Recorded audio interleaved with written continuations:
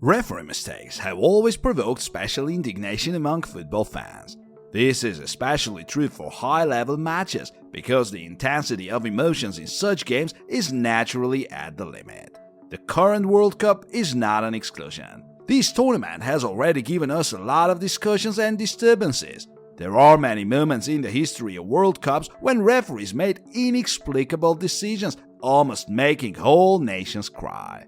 Goal 24 presents you 10 biggest mistakes made by referees in the history of World Cups. But before we start, try to answer a question. Which of these legendary persons was the referee of the Barcelona-PSG match where the Catalans made an unbelievable comeback? Damis Comina, Denis Aitekin, Clement Turpin, Anthony Taylor. Leave your answers in the comments, and now we begin. Croatia-Australia, World Cup 2006. In the World Cup 2006, the match between these two national teams were officiated by Graham Paul from England. In the course of the match, this experienced Premier League referee somehow showed 3 yellow cards to the same player. It was Josip Šimunić that managed to stay on the field after the second yellow as the ref lost his concentration. The footballer got his first yellow in the 61st minute for a fall near his penalty area. At the end of the match, he saw another yellow in front of his face for a tactical foul, but the ref for some reason forgot to send him off the pitch. A couple of minutes later, Graham noticed the player and got bewildered. He realized his mistake and showed Šimunić the 3rd yellow card and ended his World Cup performance there. The match finished in a draw, 2-2. Thanks to that result, Australia qualified for the round of 16, and that's where they faced a more blatant mistake from the referee which impacted the competition outcome, but we'll talk about that a bit later. Sweden-Germany, World Cup 2018. The Bundesteam under Joachim Löw approached the World Cup in Russia as the reigning champions, but the tournament was a real failure for them. After losing their first group stage game against Mexico, they had no choice but beat Sweden, a team showing very good and disciplined football. That match didn't start well for Löw's team. In the first half, the opponent's forward Ola Toivonen sent the ball into Neuer's net, giving his team a lead.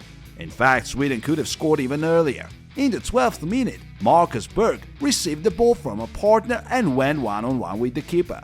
When the player was ready to shoot, he was pushed by the defender, Jerome Boateng.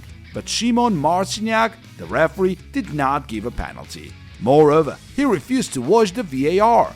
It's hard to say how this match would have gone had the ref pointed at the spot, but the game developed the following way. In the opening minutes of the second half, Marco Reus equalized, and at the end of the match, Toni Kroos scored the winner from a free kick.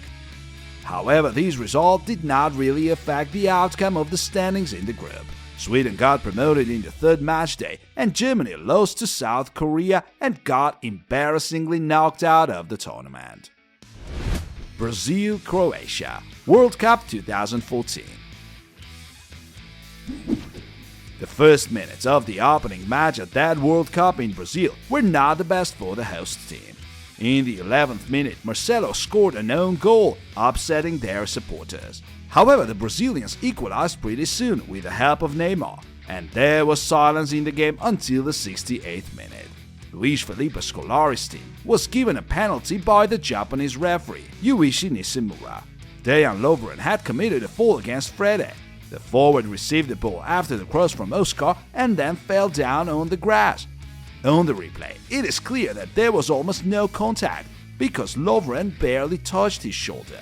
However, the referee was relentless and pointed at the spot. Neymar scored the penalty, and at the end of the match, Oscar set the final score, 3-1. Portugal, the Netherlands, World Cup 2006.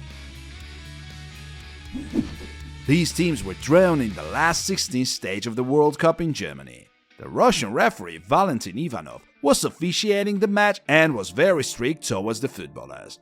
The ref lost control over the game from the beginning, and as a result there was chaos on the pitch, and soon Ivanov started reaching his pocket, which resulted in the record 16 yellows and 4 red cards. The Russian officials sent off 2 players from each team. Giovanni van Bronckhorst and Khalid Boularus from the Netherlands, and Deco and Costinha from Portugal. Such a level of refereeing could not go unnoticed by FIFA. President Joseph Blatter criticized Ivanov, and this was the end of his international career. And considering the outcome of the match, Manicia's goal helped Portugal to qualify for the next stage. Spain, the Netherlands, World Cup 2010. English referee Howard Webb was the referee of the final match of the South Africa World Cup. The Premier League officials are known for not blowing the whistle after every small contact, allowing the footballers tackle for the ball. But Nigel de Jong's blatant fall against Xabi Alonso deserved a sending off and suspension, even by the Premier League standards. When the Spanish midfielder was obviously winning the header, for some reason de Jong decided to show a kung fu trick, kicking his opponent in the belly with the spikes of his boots.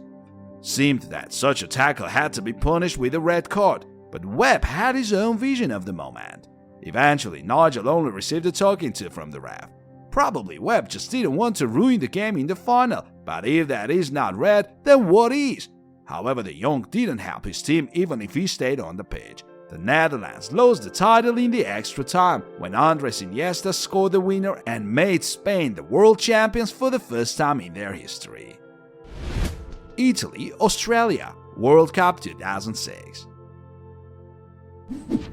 This round of 16 match was going to end in a goalless draw to be extended in the extra time, but it all ended much faster. In the burning minutes, Italy's fullback Fabio Grosso made a solo run into the opponent's penalty area. Near the goal, the player almost got rid of the defender by making a fake shot, but then he decided to fall and simulate a fall to get a penalty. Unfortunately, referee Medina Cantalejo Luis believed the footballer and pointed at the spot. The Australian players were protesting and appealing the decision, but they could not change it. Francesco Totti took the ball and scored, sending his team to the quarterfinal. The rest is history. Squadra Azzurra won the title under the management of Marcello Lippi, beating France in the penalty shootout in the final. England, Germany, World Cup 1966. The Three Lions have so far only once became world champions, and this triumph is still a matter of debate. In the final of the World Cup 1966, England faced Germany. At the end of the match, the Brits were leading 2-1 and were preparing to celebrate when Wolfgang Weber upset their plans by equalizing at the very last moment. The teams had to start it all over in the extra time.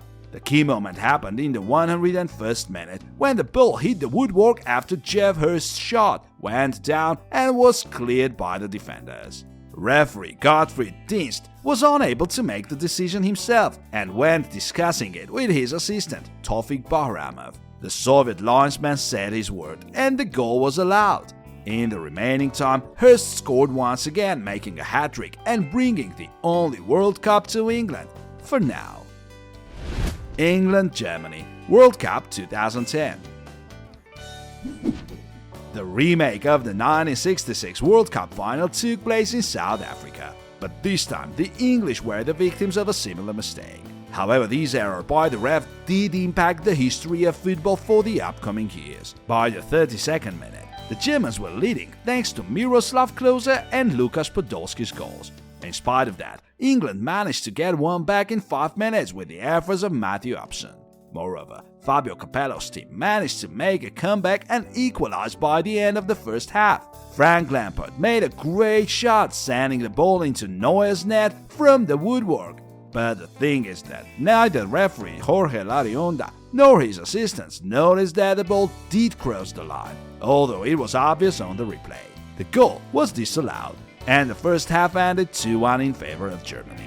England could not handle this decision mentally and fell apart in the second half, conceding 2 more goals.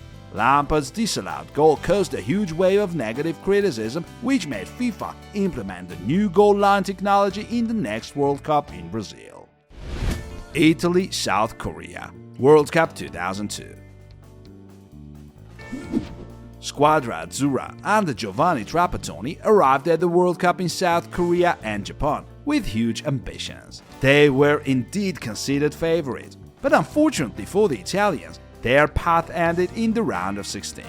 On this stage, they had to face one of the hosts of the competition, South Korea, a goose-hitting team that had already made quite a stir in the group stage with Portugal, the USA, and Poland. However, the Italy vs South Korea match turned out to be one of the biggest scandals in the history of football. In the very beginning of the match, Ecuadorian referee Byron Moreno awarded a penalty to the Koreans, but Buffon showed himself as a hero by saving his net with an impressive jump. And as a result, Italy scored the opener quite soon, thanks to a header from Christian Vieri.